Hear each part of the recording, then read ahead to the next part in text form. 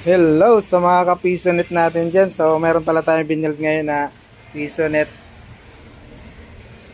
PisoNet, then tabletop type. Yan. Ito yung kanyang box. Tapos yung gamit natin coin slot Omal brand. Then yung monitor Omal brand. Yan. So, yan. Try natin. Yan. Okay. Pagsaksak mo, under yung timer. Yan. Kasi nakaseparate yung kanyang power supply. Yan, pakita natin yung loob. Siyempre, yan. So, yung set natin, yan. Power supply natin, Omal brand, 800 watts. So, mayroon tayong nilagay na power supply, yan. 12 volts, 3 amperes para sa coin slot. Para sa coin slot yun, saka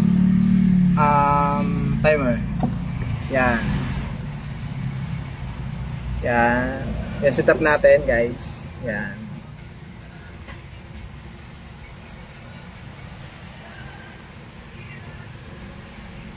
So, okay, on natin. Button. Ayaw mag-on, guys. Walang wire. Paano under? Walang wire. Gagi. Okay, lagyan natin ng wire. Okay, wire natin. Yan. Yan.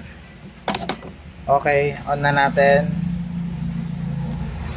Yan, see? So yan, nakandar na yung LED light. Tapos yung dalawang fan. So yung fan naka-connect sa power supply. Saka yung LED light. Yan. Ganda ng fan nito. So yung speeds natin, yan, is dito 40 gig, then 8 gig RAM, DDR4 at Athlon 200. Yan, good na siya pang basic games.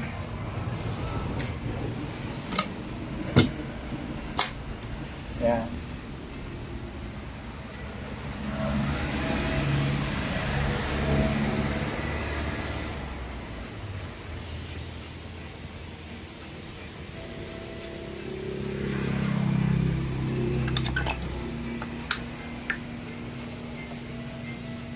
So ito pala yung lagayan ng coin slot yan.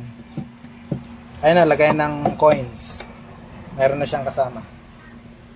Yan. Okay. Try pala natin hulugan.